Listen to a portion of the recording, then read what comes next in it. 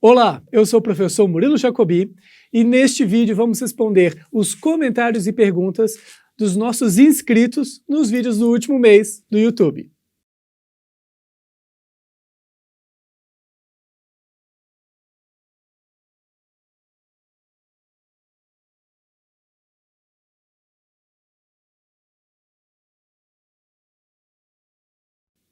A questão é extremamente relevante.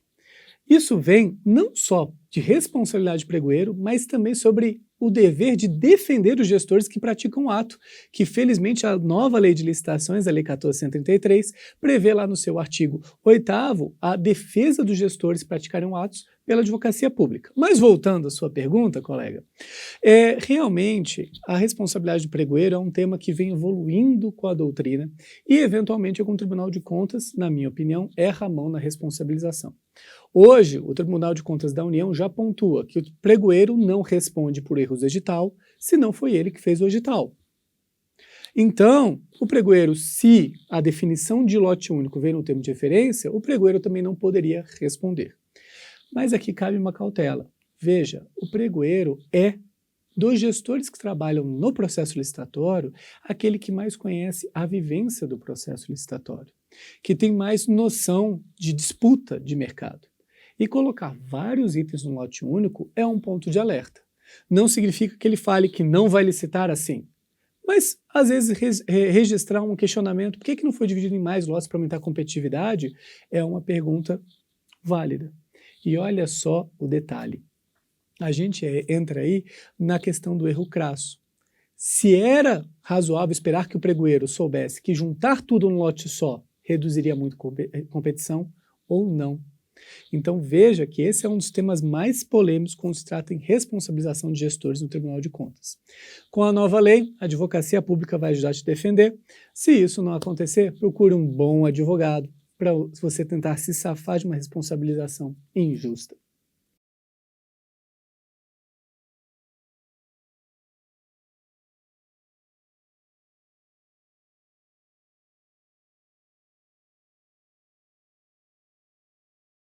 A segunda pergunta é do nosso inscrito Rister Barbosa. E ele traz a questão sobre a divulgação das informações de quem acessou o sistema público da transparência para saber sobre quanto um servidor público, por exemplo, recebe. Ok?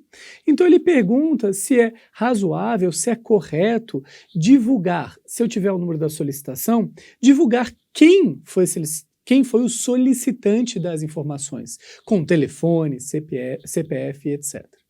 Vamos lá, a gente tem duas questões bem importantes aí. Primeiro, a questão da transparência das informações da administração pública. Hoje, com o número do CPF, você consegue saber quanto que o gestor público recebe, ok? Por quê? Porque foi entendido pela nossa norma que isso é uma informação pública que a sociedade tem que ter acesso, ok? Agora, quem vai buscar essa informação deveria ser divulgado? É uma questão relevante. Primeiro, acho que é válido para quem foi questionado receber informação de quem perguntou, ok? Até para você ajudar a pessoa a se preparar. Opa, um jornalista da Folha de São Paulo perguntou quanto que eu ganho. Eita, isso pode dar problema, deixa eu avaliar aqui qual é a temática. Ou a minha ex-esposa foi verificar quanto que eu ganho. Meu amigo, eu posso ter um plano da minha pensão. Eu acho que isso faz parte da regra do jogo. Se meus dados são públicos, eu quero saber quem acessou eles. Eu acho que isso é um direito. Agora, por conta da LGPD, a Lei Geral de Proteção de Dados, a divulgação de algumas informações tem que ser muito cuidadosa. Porque pela LGPD, divulgar o CPF de uma pessoa que não autorizou é uma infração.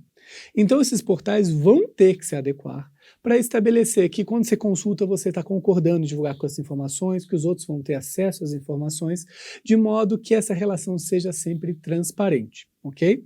Se não, realmente é uma injustiça. Eu perguntei sem saber que meus dados seriam disponibilizados, e aí você tem realmente um conflito aí entre o que é razoável esperar de uma consulta de dado público.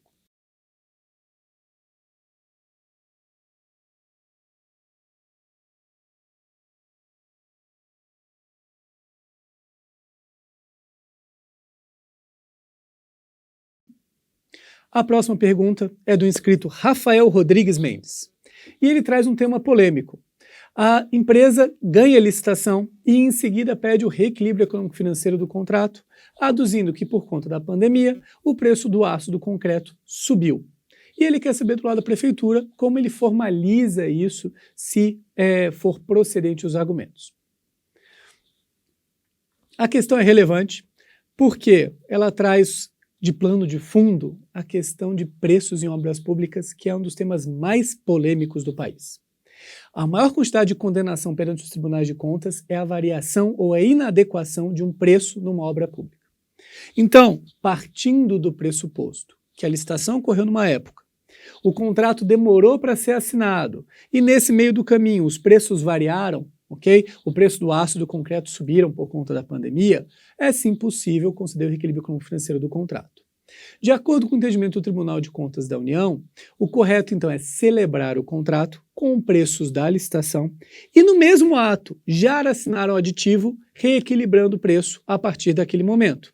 E aí sempre considerando o parâmetro que foi utilizado.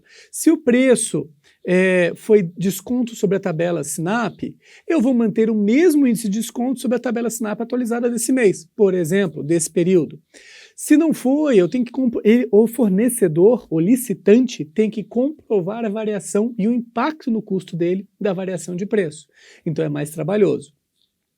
Faço o aditivo e já começo a executar a obra com um novo valor ativado e vou ter que pagar conforme o novo valor contratual. Se essa obra tem relação com o convênio, a diferença entre o valor inicialmente estabelecido e o valor com reequilíbrio, vai ter que correr a conta da prefeitura, ok? Então é importante manter isso em vista quando estiver tratando de um reequilíbrio econômico-financeiro numa obra pública em licitações.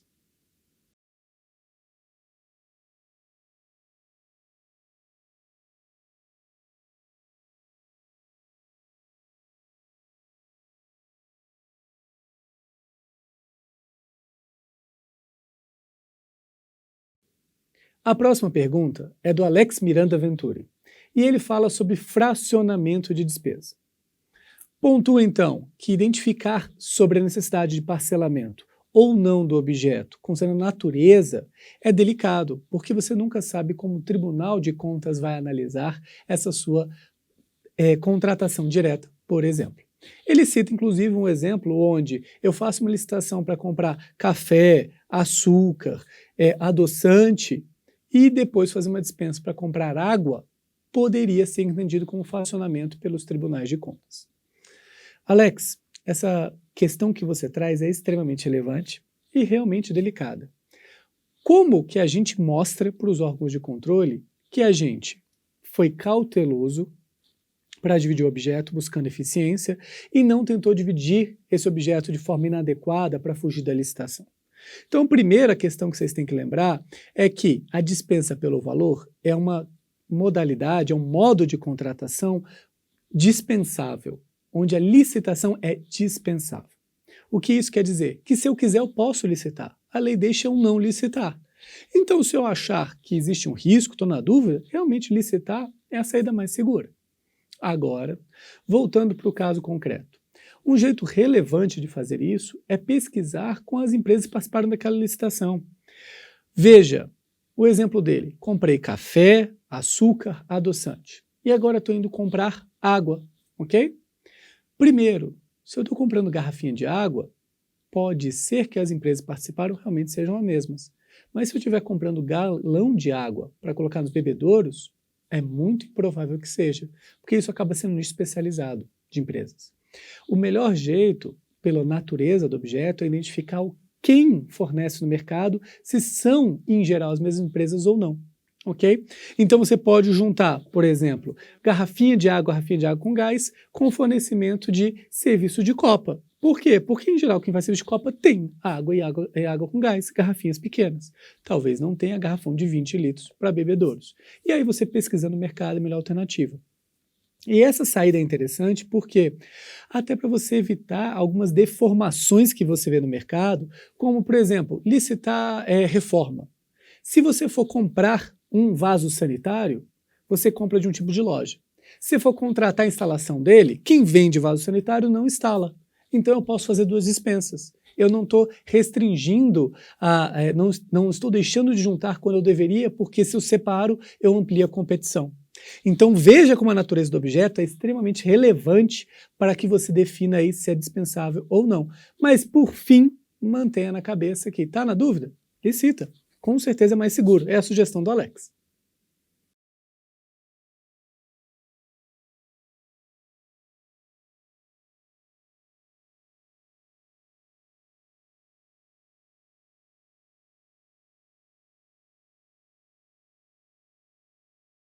A próxima pergunta é do Isaac Garcia Mendes, e ele está falando sobre a figura do pregoeiro e do agente da contratação na nova lei de licitações, e perguntando, e é na verdade construindo um raciocínio para dizer que as regras de que o agente da contratação tem que ser servidor efetivo do órgão não se aplicam ao pregoeiro.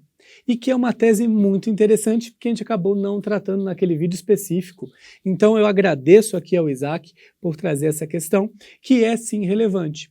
Veja só, qual é o parâmetro? Fazer um rapidinho parênteses que você que está só vendo esse vídeo não viu o vídeo originário sobre o pregoeiro na nova lei de licitações e contratos. O agente da contratação está lá previsto no artigo 8º, eu acho, da nova lei, e estabelece que o agente da contratação tem que ser servidor efetivo do quadro, ok? Lá no último parágrafo ele fala que, no caso do pregão, quem vai conduzir a licitação é o pregoeiro. Beleza. Esse é o contexto que está na lei. Temos uma polêmica aí. Quem é mais legalista entende que o agente da contratação e o pregoeiro têm que ser servidores efetivos do órgão, ok? E não tem desculpa porque é o que está na lei.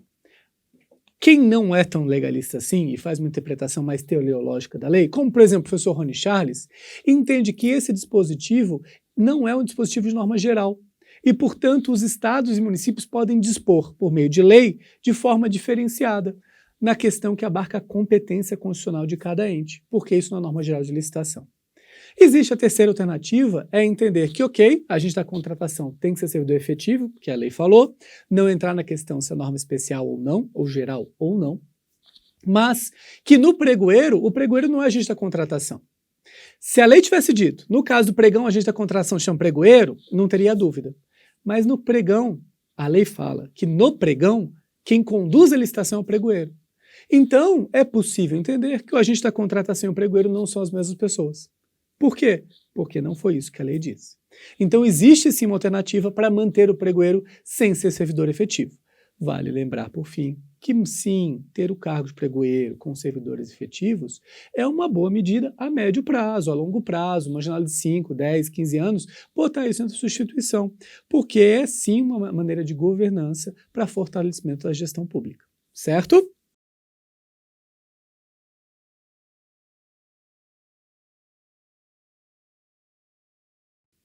A próxima pergunta é do Rafael Rodrigues, e ele pergunta se uma empresa está participando da licitação, não está em primeiro, pode desistir da licitação? Não, Rafael, não pode. Licitação não é brincadeira.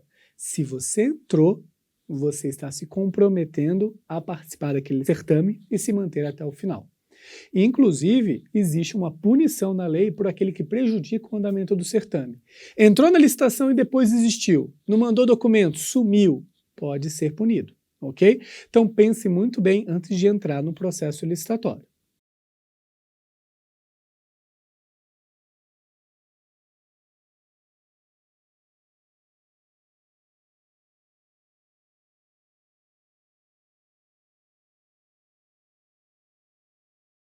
O Felipe Romério comenta no vídeo Contratação de mais de uma empresa para execução do mesmo objeto.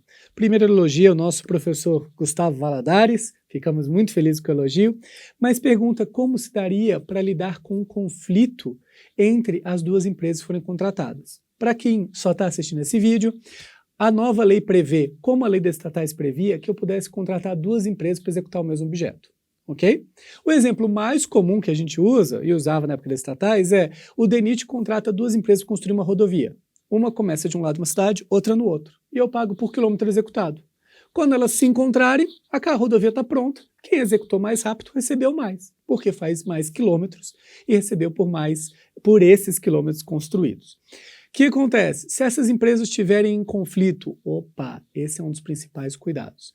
Não dá para a gestão pública começar a inventar, por exemplo, eu quero empresa de limpeza e conservação no meu prédio para fazer e vou dividir. Você, empresa, fica com 10 funcionários, você com 10. Espera aí, esse andar está sujo, é culpa de quem? Não.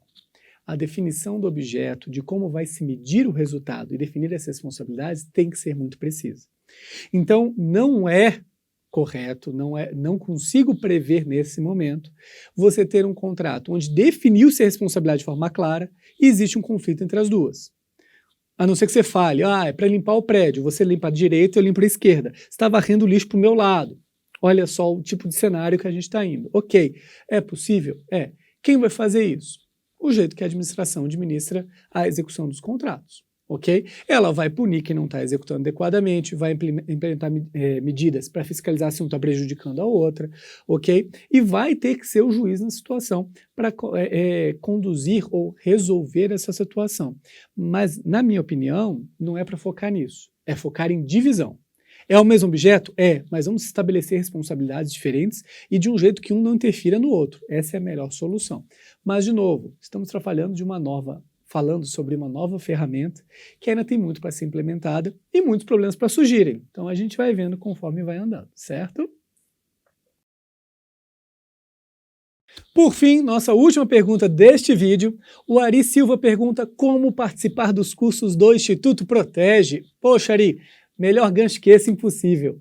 Entra lá no site www.institutoprotege.com.br e em serviços você vai ver todos os cursos em Company que nós realizamos e acessar os nossos cursos EAD que estão disponíveis para serem contratados. Curso do professor Jacobi sobre dispensa de licitação com base na nova lei, curso de diversos professores falando de contratação das estatais, curso do professor Davidson Barcelos, Rony Charles, Vitor Amorim e eu falando sobre pregão eletrônico, entre outros temas relevantes para ajudar você, gestor, a melhorar seu resultado na administração pública.